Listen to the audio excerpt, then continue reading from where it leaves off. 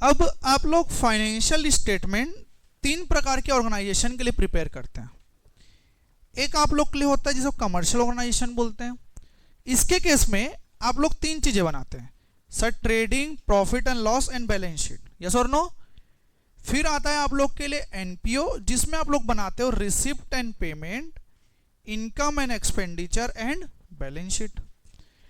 अब जो incomplete record है उसको बोला जाता है बेटा सिंगल एंट्री सिस्टम। आज तक आप लोग सिंगल एंट्री सिस्टम के बारे में नहीं जानते, क्योंकि आप लोग जितने भी बुक पढ़े हो डबल एंट्री, इवन आपके 12th के बुक का नाम भी डबल एंट्री सिस्टम था, अगर आप लोग को याद होगा तो। देखो सर, सिंगल एंट्री समझने से पहले ना हमको डबल एंट्री सिस्टम समझना पड़ेगा कि डबल एंट्री होता क्या। मैं वापस से आप लोग को रिवाइज कराता हूँ, तो ध्यान समझिएगा। देखो, जो आप लोग का डबल एंट्री सिस्टम है वो एक कॉन्सेप्ट से आया जिसको बोलते हैं ड्यूलिटी कॉन्सेप्ट, या तो डुअल कॉन्सेप्ट, या तो ड्यूलिटी प्रिंसिपल बोला जाता है। हर ट्रांजैक्शन के दो इफेक्ट्स होंगे, एग्री करते हो? One is your debit and second one is credit. मतलब डबल एंट्री सिस्टम में ये होना जरूरी है, तभी आप लोग का ट्रायल बैलेंस बनेगा, तभी आप लोग का बैलेंस शीट बनेगा डबल एंट्री सिस्टम में। अगर आप डबल एंट्री सिस्टम फॉलो नहीं करते तो कभी भी ट्रायल बैलेंस टैली नहीं होगा, कभी बैलेंस शीट टैली नहीं होगा। लेकिन अब थोड़ा बात करते हैं सर, हम लोग अभी खड़े हैं 20s में, थोड़ा 90s में थोड़ा पहले जाते हैं हम लोग। पहले क्या होता था ना, लोग ना बुक्स ऑफ अकाउंट नहीं बनाते थे यार, उनको डबल एंट्री सिस्टम की नॉलेज ही नहीं थी। समझ आया कि नहीं? उनको सर डबल एंट्री सिस्टम की नॉलेज नहीं थी, लेकिन वो लोग ना खाता बही लिखते थे, जिसको लाल कॉपी के नाम से आप लोग जानते हो कि जिसका बिजनेस हो वो खाता बही बोलते हैं, जिसको बुक्स ऑफ अकाउंट खाता बही। अब उनको ना अगर बुक्स ऑफ अकाउंट अगर नहीं बना रहे हैं तो कुछ कुछ चीजों को रिकॉर्ड तो जरूर करते थे वो। समझ आया कि नहीं? कुछ कुछ चीजों को जैसे कैसे रिकॉर्ड करते थे, वो ऐसे लिखते थे कॉपी में कि रमेश को मैंने उधारी बेचा 100 रुपए का, 1000 रुपए का, जो भी चीज है, वो सिर्फ यही लिखते थे। समझ आया कि नहीं? मतलब इसे कोई डबल एक्सपेक्ट नहीं, सर कैश में क्रेडिट हुआ, सर क्रेडिट सेल्स में हुआ, कोई मतलब नहीं है सब चीजें, सिर्फ वो डायरेक्ट एक स्टेटमेंट लिखते थे। अब सब थोड़ा दिक्कत ही है कि उन्होंने ऐसा साल भर का स्टेटमेंट लिख लिया, सर कैश बुक बना लिया। कैश बुक तो जनरली बनाते हैं, वो लोग भी कैश बुक बनाते हैं, सर इतना मेरा ओपनिंग था, इतना क्लोजिंग था, जिसको बही खाता बोलते हैं। समझ आया कि नहीं? लेजर्स में कैश बुक बनाते हैं सिंगल एंट्री वाले, तो बनाते हैं। तो इसमें तकलीफ मेन ये चीज आती है कि अगर हम लोग डबल एंट्री सिस्टम फॉलो नहीं कर रहे हैं तो हम प्रॉफिट लाएंगे कहां से? भाई सबसे बड़ा तकलीफ है, सिर्फ कैश का आना और जाने से प्रॉफिट कैलकुलेट नहीं होता, ये आप लोग को ही पता है, सिर्फ वो कैश सिस्टम में होता है। और यहां पर ऐसा आपने कभी नहीं पढ़ा कि सिंगल एंट्री सिस्टम सिर्फ कैश में फॉलो होता है यार। आपके पास दोनों ऑप्शन अवेलेबल है, एक आप लोग कैश सिस्टम होता है, दूसरा मर्केंटाइल सिस्टम होता है, तो क्रेडिट सिस्टम मान लो, और एक हाइब्रिड भी होता है जो दोनों को मिक्सचर होता है। तो सबसे बड़ा तकलीफ सिंगल एंट्री में यही है कि आप प्रॉफिट कैसे असर्टेन करोगे। तो देखो सीधी सी बात है, अगर मैं आप लोग को बताना चाहूं तो जो सिंगल एंट्री सिस्टम है उसमें दो अकाउंट्स बनते हैं आप लोग के। एक आप लोग का होता है पर्सनल अकाउंट और दूसरा आप लोग का कैश बुक, जिसको कैश अकाउंट बोलते हैं। यही दो चीज सिंगल एंट्री में रिकॉर्ड होते हैं, इसके छोड़ कुछ नहीं होता। जैसे मैंने बोला ना, रमेश को 10,000 रुपए दिया, लिख दिया मैंने। सूर्य से 10,000 रुपए मिला, क्यों मिला, कैसे मिला, उसने क्यों दिया, कोई मतलब नहीं। मतलब सिर्फ कैश बुक किससे रिकॉर्ड होता है, देखो मतलब समझाता हूं। कहां गया मेरा कैश बुक? ये रहा मेरा कैश बुक। किसका पेपर है भाई? दीपांशु। ये मेरा कैश बुक, थोड़ा ध्यान समझिएगा। अब मैंने क्या किया पता है, इसमें कैश बुक में मैंने लिखा कि रमेश से मुझे 10,000 रुपए मिला, ठीक, मतलब मेरे पास 10,000 रुपए रखा हुआ है, मैंने उसमें से 5,000 सुरेश को दे दिया, ठीक है। अब मेरा क्लोजिंग कितना बता? 5। मेरे को उतना ही टैली करना है कि मैंने रमेश से 10,000 रुपए लिया, सुरेश को 5 दिया, बस। कारण किस लिए, क्यों दिया, कब दिया, चलो डेट हो जाएगा। पर्पस क्या है, कितना उधारी है सर, कितना एडवांस है, कोई माई बाप नहीं है सिंगल एंट्री सिस्टम में। तो आप लोग प्रॉफिट असर्टेन करना बहुत ज्यादा मुश्किल है।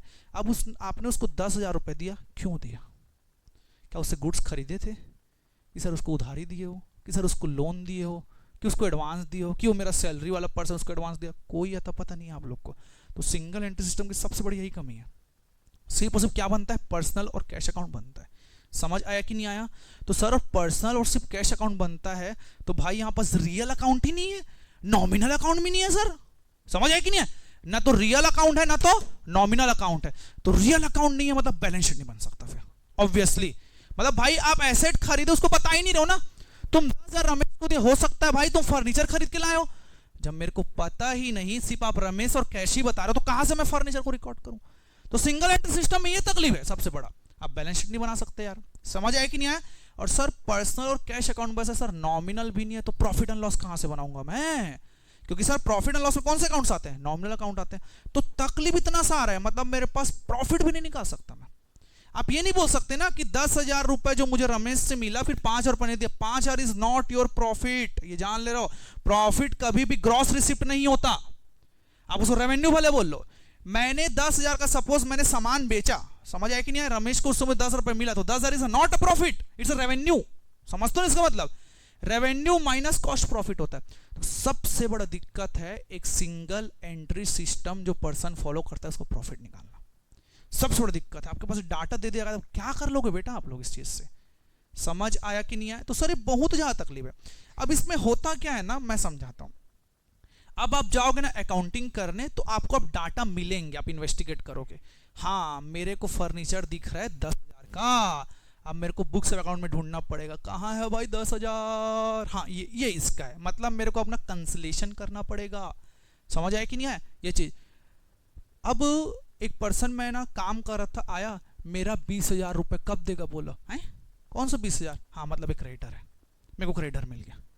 मतलब आपको आइडेंटिफाई करना पड़ेगा वहां बैठ के कि क्या क्या है भाई इसका आइटम। तकलीफ है सिंगल एंट्री में। सिंगल एंट्री सिस्टम की एक मस्त कहानी समझाता हूं। देखो क्या होता है ना, कई के बाद ना पर्सन डबल एंट्री फॉलो करता है, ठीक है? एकदम ध्यान से समझना, क्वेश्चन एकदम फेवरेट है आप लोग के लिए, बहुत ज्यादा देखने मिलेगा। मैं डबल एंट्री सिस्टम फॉलो करता हूं, हर चीज करता हूं। क्वेश्चन में देखा अचानक से आग लग गई, 90% डॉक्यूमेंट जल गया। वो बोलता है 90% डॉक्यूमेंट जल गया, लेकिन ये इन्फॉर्मेशन है, क्रेडिटर का ओपनिंग बैलेंस दे दिया गया, डेटर का दे दिया, कैश दे दिया गया, सेल दे दिया गया, बीच बीच का डाटा देगा। नाउ फाइंड ऑल, फाइंड करो बाकी सबको, क्योंकि आप लोगों को पता होना चाहिए कि एक अकाउंट से दूसरा चीज निकल जाता है, तो ये चीज आपको फाइंड करना पड़ेगा। यही सिंगल एंट्री सिस्टम है आप लोग को। समझ आया कि नहीं आया? Single entry. अब जो सिंगल एंट्री को सॉल्व करने का ना तरीका, दो तरीके से आपस दिया गया, दो अप्रोच। एक होता है बेटा नेटवर्थ मेथड। मैंने बोला बैलेंस शीट नहीं बना सकते, लेकिन बैलेंस शीट डाटा आप लोग फिजिकली उसको देख सकते हो। समझ आया कि नहीं आया? अब जैसे कि अगर मैं आप लोग को एक चीज बोलूं, मैंने बोला सर फर्नीचर 10,000 का, डेटर क्रेडिटर, एक्सपेंस तो भाई चले गया, उसको तुम लोग नहीं निकाल पाओगे। बैलेंस शीट के आइटम को मैं रिकॉर्ड नहीं करता, फिर भी आप एक हद तक आइडेंटिफाई कर पाओगे। क्वेश्चन आपको आइडेंटिफाई करके देगा, एक्चुअल में देखा जाए तो देगा। ये चीज होता है, नॉमिनल भले मत दे। अब सीधी सी बात है, अगर नेटवर्थ मतलब क्या होता है बोलो? Tell me. नेटवर्थ मतलब सर एक पर्सन की औकात को नेटवर्थ बोलते हैं एक्चुअल में, लेकिन फाइनेंशियल फॉर्मूला किसी को पता है? जिसको नेट एसेट भी बोलते हैं, जिसको नेट ऑन फंड भी बोलते हैं। Total assets minus total liabilities होता है। समझ आया कि नहीं आया? इसको नेट वर्थ बोलते हैं, नेट एसेट बोलते हैं। जैसे कि अगर सपोज मैं एक बैलेंस शीट बनाता हूं, डाटा क्या क्या आते हैं जरा बताइए। यहां आता है मेरा share capital, non current liability, current liability, yes और no? Fix asset, current asset, yes और no? Total of this and minus this आपको पता चल जाना कि आएगा शेयर कैपिटल। शेयर कैपिटल को हम लोग भी फिलहाल कैपिटल ही बोलेंगे, क्योंकि हमारा शेयर कैपिटल है ही नहीं। समझ आया कि नहीं है? तो इसको total assets minus total liability आप लोग के लिए शेयर कैपिटल होता है, जो कैपिटल बोलोगे आप लोग। मतलब सीधी सी बात है, नेटवर्थ मतलब एक लाइन में कैपिटल। समझ आया कि नहीं? कैपिटल। अगर मैं आप लोग को अगर जुगाड़ दे दूं, मतलब ये बैलेंस शीट का मैंने बताया ना कैसे आइडेंटिफाई करोगे, प्रैक्टिकली ऐसे आइडेंटिफाई होता है। अगर मैं आप लोग को ओपनिंग कैपिटल और क्लोजिंग कैपिटल दूं, सपोज ओपनिंग था मेरा 1 लाख का, क्लोजिंग कैपिटल मैंने निकाल लिया 1.5 लाख का। अब आपको पता चल जाना चाहिए कि यहां से आप प्रॉफिट निकाल सकते हो। Other thing remains constant, other thing drawing वॉइंग दुनियादारी इंट्रोडक्शन सबको कांस्टेंट रखते हैं फिलहाल के लिए। किस लिए बढ़ा हुआ capital? Surplus and net profit. Net profit add करते हो मतलब डीम टू बी मेरा 50,000 प्रॉफिट है, सीधी सी बात है। ये कैलकुलेशन मेथड होता है। समझ आया कि नहीं? पहला अप्रोच होता है ये सब चीज। अब सर इसमें अगर हम लोग के सर हो सकता है सर ड्राइंग आ जाए, इंट्रोडक्शन आ जाए, बहुत सारे अप्रोप्रिएशन आ जाए, तो उसको हम लोग को एडजस्ट करना पड़ेगा। वो सब चीज आप लोग एडजस्टमेंट कर लोगे, प्लस माइनस के हम तो साइड रखते हैं। तो एक तरीका हो गया जिससे पुराने जमाने वाले लोग कैपिटल को देख के ही भाई प्रॉफिट बता देते हैं, क्योंकि आप लोग को पता होना चाहिए यहां पास रिवर्स कैलकुलेशन चलेगा। हम trading profit and loss balance sheet बनाते हैं, बैलेंस शीट दिया हुआ है भैया, बैलेंस शीट से प्रॉफिट एंड लॉस लाओ, नेट प्रॉफिट बोलते हैं जिसको। नेट प्रॉफिट से रिवर्स कैलकुलेशन के ग्रॉस प्रॉफिट में जाओ, फिर ऊपर के आइटम्स निकालने पड़ेंगे। लेकिन ग्रॉस प्रॉफिट का रिवर्स कैलकुलेशन तो अभी नहीं मिलेगा आप लोग को इस सिलेबस में, नेट प्रॉफिट तक सीमित रहोगे आप लोग। समझ आया कि नहीं आया सबको? तो पहला मेथड होता है। दूसरा मेथड होता है भाई कन्वर्जन। कन्वर्जन मतलब सिंगल एंट्री को पूरा डबल एंट्री में कन्वर्ट करो। मजा तो असली वहीं आएगा आप लोग को। मतलब उसने बोला रमेश को, रमेश से 10,000 रुपए मिला, उसने स्टेटमेंट लिखा है, हम एंट्री पास करेंगे, cash account debit to Ramesh. अब बनाना चालू करो अकाउंट, अब आइडेंटिफाई करना चाहिए कारण क्या था, क्यों था, कैसे था। भाई रमेश ने सेल्स से दिया, वो डेटर था। फिर अगर उसने 10,000 से दिया तो इससे पहले सेल्स बुक करूंगा मैं, समझ आया कि नहीं, रमेश टू सेल्स पहले बुक करूंगा, क्लियर है कि नहीं, फिर कैश टू रमेश करूंगा यार। डेटर आप लोग को डबल एंट्री सिस्टम में कन्वर्ट करना पड़ेगा। फिर तो आप लोग के क्लियर से अप्रोच है, आप दोनों अप्रोच है, जो सेकंड कन्वर्जन अप्रोच है वही पेपर में मोस्टली 90% केस में आया हुआ है, डायरेक्ट 14 नंबर का। अब आप लोग को थोड़ा सा मैं स्टैटिस्टिक्स दिखा देता हूं कि कितने नंबर का आया है।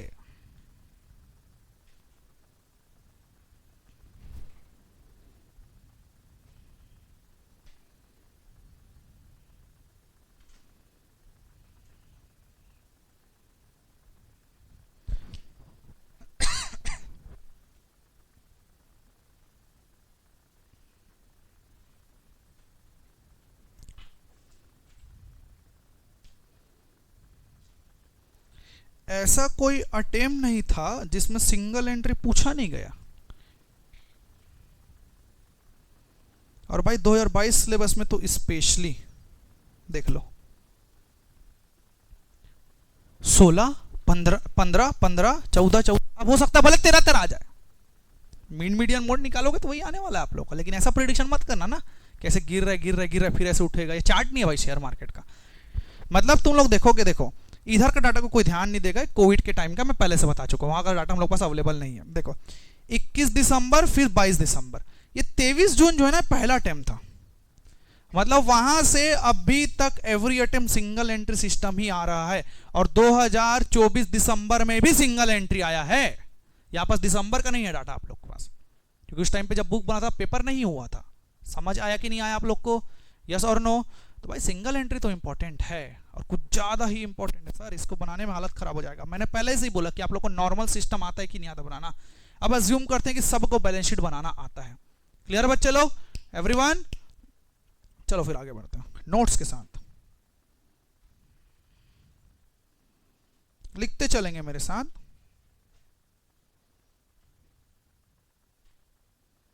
Single entry system.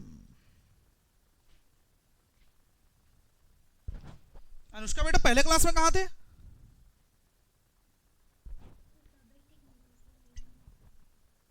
ऐसा मत करो ना बेटा।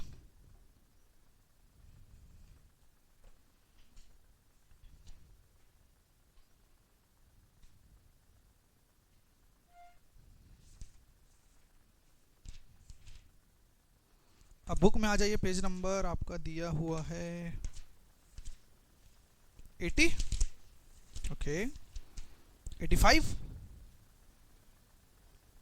85 सॉल्यूशन 85 उस बुक पे ठीक है, कोई दिक्कत नहीं है, वहां से आप आ जा रही है, आपको बहुत सारी चीजें दिखेंगे। देखो सबसे पहले सिंगल एंट्री जो है ना बेटा पूरा ना एस्टिमेशन में बेस्ड है। पता है वो फर्नीचर जो आया है ना, मैंने 10,000 का माना और कोई मेरे पास चारा ही नहीं है भाई, मतलब मिसिंग कैलकुलेशन है। जैसे ना मैं आप लोग को एक एग्जांपल देता हूं। आप लोग पता है कि उस दिन जब आरपी अकाउंट आप बना रहे थे, जहां पास क्लोजिंग बैलेंस दिया था, तो आप लोग डिफरेंस आ रहे थे, बोल रहे थे, याद है? सॉल्यूशन एक चीज समझाता हूं, देखो suppose this is my RP account, थोड़ा ध्यान समझना, आरपी अकाउंट है मतलब एक कैश बुक है अभी फिलहाल के लिए। यहां पर सर बैलेंस कैरी डाउन को दे दिया था, तो इंप्लाइड है कि बैलेंस ब्रॉट डाउन मेरा निकलेगा। ठीक है, आपने पूरा क्वेश्चन बना लिया, एक एक चीज सही है, बैलेंस ब्रॉट डाउन भी अवेलेबल है और बैलेंस कैरिड डाउन भी अवेलेबल है, and still your cash book is not missing. मतलब टैली नहीं हो रहा है, मैच नहीं हो पा रहा है आप लोग का। कारण एक ऐसा आइटम है जो कैश बुक से निकलने वाला है मिसिंग फिगर में, ये आप लोग को आइडेंटिफाई करना पड़ेगा सिंगल एंट्री सिस्टम में। वो आइटम कुछ भी हो सकता है, जैसे कि this one side is your receipt side and this is your payment side. अगर इस साइड कम आ रहा है मतलब सीधी सी बात है कोई ना कोई पेमेंट आप लोग का मिसिंग है। अब वो पेमेंट क्या हो सकता है पता है? हो सकता है हम क्रेडिटर अकाउंट बनाए ना, तो क्रेडिटर अकाउंट पे ना हमको एक चीज ध्यान समझना, ये मैंने क्रेडिटर अकाउंट बनाया ना, यहां आता है बाय, यहां आता है टू, यस और नो? ब्रॉट डाउन और एक कैरिड डाउन, कुछ ऐसा ही होता है, यस और नो? अब सिर्फ इतना ही डाटा दिया हुआ है क्वेश्चन में, जितना मैंने आपको बताया। अब क्या करोगे आप लोग? पता है इसमें दो फिगर्स आते हैं। इधर अगर आप लेते हो तो पेमेंट के नाम से आता है, इधर आप लेते हो तो परचेस के नाम से आता है। क्लियर है कि नहीं? मतलब मेरा प्रॉफिट एंड लॉस अधूरा छूटा हुआ है ड्यू टू परचेस, मेरे को निकल नहीं पा रहा है सर। क्रेडिटर अकाउंट अकेला छूटा हुआ है, अकेला छूटा हुआ है सर, क्योंकि दोनों आइटम को मैं मिसिंग ले ही नहीं सकता भाई। ऐसा कुछ है कि एक्स वाई लगा के निकालू? Answer is no. एक ही मिसिंग फिगर आएगा भैया, दोनों मिसिंग फिगर नहीं आ सकते। और अनलेस एंड अदरवाइज प्रोवाइड, आप दोनों में से को जीरो भी नहीं ले सकते। अब मैंने बोला रिसिप्ट एंड पेमेंट साइड थोड़ा गायब है सर। चलो मान लेते हैं कि उसका पेमेंट साइड 10,000 रुपए डिफरेंस आ रहा है, तो पता है किस चीज का है वो? क्रेडिटर का पेमेंट है। फिर क्रेडिटर का यहां पेमेंट आया, यहां परचेस आया, परचेस आप प्रॉफिट एंड लॉस में लिखे, क्वेश्चन खत्म एक बार में। इसको बोलते हैं सिंगल एंट्री सिस्टम। समझ आया कि नहीं आया? आपको आइडेंटिफाई करना पड़ेगी कहां के मिसिंग इंफॉर्मेशन कहां आ सकते हैं आप लोग के। थोड़ा सा यहां पर रेशनैलिटी दिमाग लगाना पड़ेगा भाई सिंगल एंट्री में। क्लियर है कि यहां पर डाटा हमेशा आप लोग को फ्लोट नहीं किया जाएगा, आपको नहीं दिया जाएगा डाटा, आप लोग को मिसिंग फिगर निकालना पड़ेगा। यस और नो? चलो लिखते हैं, what is single entry system?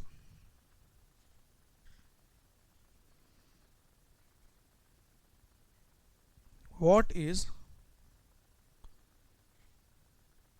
Single entry system? ध्यान समझना, ये जो सिस्टम होता है ना बेटा, एस्टिमेशन में बेस्ड होता है।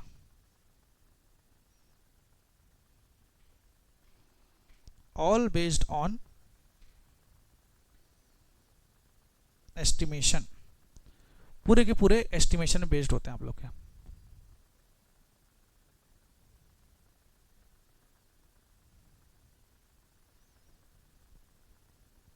मीनिंग समझते हैं। Approach to record transaction which does not follow double entry system. ऐसा अप्रोच ट्रांजैक्शन रिकॉर्ड करने का जो डबल एंट्री सिस्टम फॉलो नहीं करता।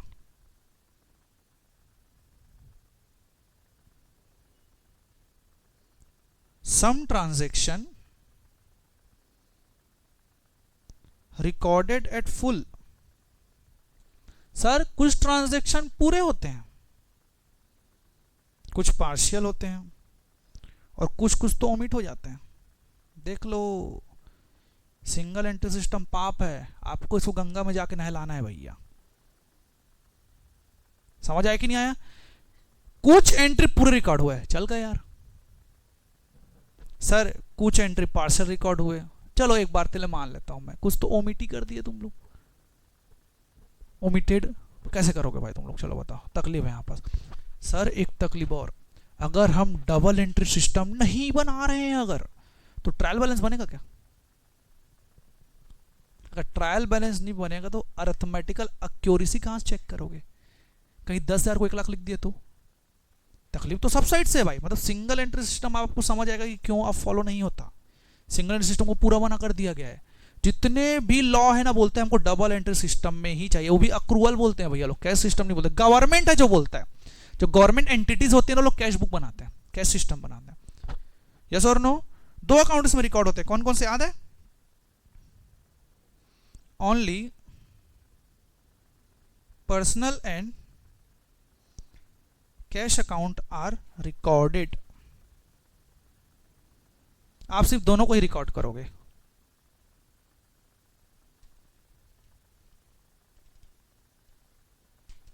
यस और नो एवरीवन? फिर no uniformity in recording transaction. Transaction को रिकॉर्ड करने के लिए कोई यूनिफॉर्मिटी नहीं है भाई। आपको मन किया तो रिकॉर्ड किए, नहीं किया तो नहीं रिकॉर्ड किए, कोई कुछ नहीं बोलने वाला है यहाँ पास, क्योंकि सिंगल एंट्री सिस्टम के लिए अकाउंटिंग प्रिंसिपल है ही नहीं। किसके लिए? तो तुम लोग जितना डेफिनेशन पढ़ते जा रहे हो उतना तुम लोग को समझ आ गया होगा कि हमको क्या क्या करना है। तुम लोग पता है कि अकाउंटिंग कन्वेंशन बोलता है कि आप लोग को यूनिफॉर्मिटी चाहिए। मानते हो इस चीज को? अगर आप लोग कन्वर्जन प्रोसेस में जाओगे तो यूनिफॉर्मिटी लाना पड़ेगा, एक ही सिस्टम में बनाना पड़ेगा भाई। कभी ना 10,000 मिला तो 10,000 रिकॉर्ड किए, कहीं 5,000 मिला तो 8,000 रिकॉर्ड कर दिए अपने हिसाब से, पता नहीं समझ नहीं आ रहा, तो सिंगल एंट्री बोलते हैं। क्लियर है कि नहीं सबको? एवरीवन? अब इसे वीकनेस क्या, लिमिटेशन तो ये बताना चाहेगा? सिंगल एंट्री सिस्टम फॉलो करोगे तो क्या क्या इसके वीकनेस हो सकते हैं, लिमिटेशन, गैस करो, बोलो बोलो। मैं बताता हूं सर, ट्रायल बैलेंस नहीं बन पाएगा तो सर उसके कारण अर्थमेटिकल एक्यूरेसी भी नहीं मिल पाएगी। आप गलती कर दिए मतलब कर दिए। सर कोई नॉमिनल अकाउंट नहीं दिया गया तो प्रॉफिट एंड लॉस सिर्फ और सिर्फ एस्टिमेशन है आप लोग का, एक्चुअल नहीं निकाल पाओगे। नॉमिनल अकाउंट आपको पता ही नहीं, नॉमिनल अकाउंट बोले तो sir all income and expenses वाली बात है। सर जितने भी इनकम और एक्सपेंसेस हैं सर, इनकम क्रेडिट होता है, एक्सपेंस क्या होता है, डेबिट होता है सर, वो है ही नहीं तो आपको प्रॉफिट एंड लॉस एस्टिमेशन में एक और दिक्कत है। तीसरा रियल अकाउंट ही नहीं है सर, तो क्या आप बैलेंस शीट बना पाओगे, answer is no. It is impossible to form balance sheet without real account. भाई रियल अकाउंट आप लोग को चाहिए मतलब चाहिए, अब नहीं है तो क्या करोगे, रियल अकाउंट एस्टिमेशन में लाओगे वापस से। फिर बोला जाता है यहाँ पर एसेट और लाइबिलिटी का प्रॉपर वैल्यूएशन नहीं कर पाओगे आप लोग। सर वैल्यूएशन के तक एसेट्स एंड लाइबिलिटी आपको पता है, सपोज एक कैलकुलेटर को ना मैं 10 साल पहले अगर 200 रुपये में लाया था उसकी वैल्यू 100 रुपये आज नहीं है, लेकिन सिंगल एंट्री सिस्टम उसको 100 रुपये ही बोल रहा है। हम इसमें क्या लगा चुके हैं अभी तक, डेप्रिसिएशन अभी 10 साल का।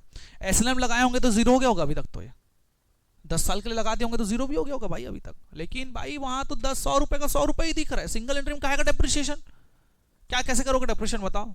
सर डेप्रिसिएशन कौन सा अकाउंट है, नॉमिनल, क्या सिंगल एंट्री नॉमिनल करता है, answer is no. Sir personal बस और कैश बुक में चलता है तो लिमिटेशंस है, लिखते चलेंगे सब कोई।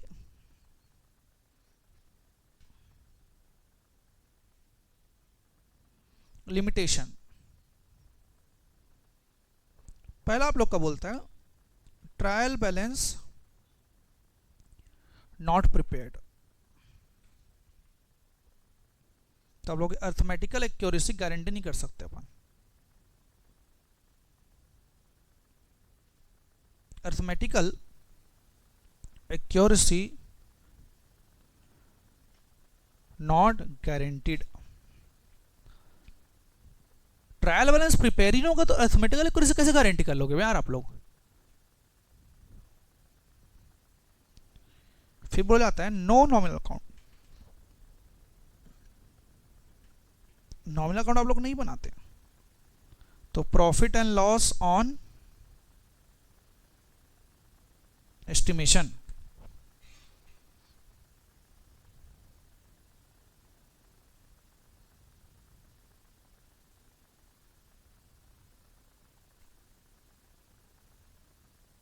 प्रॉफिट एंड लॉस आप लोग के एस्टिमेशन में बनेंगे, यस और नो। क्या रियल अकाउंट बनता है, no real account.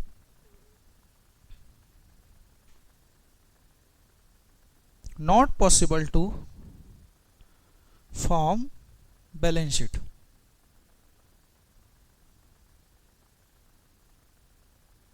Balance sheet आप लोग फॉर्म नहीं कर पाओगे।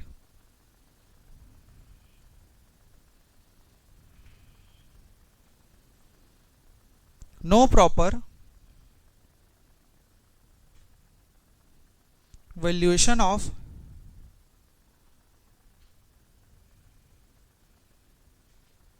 Assets and liabilities,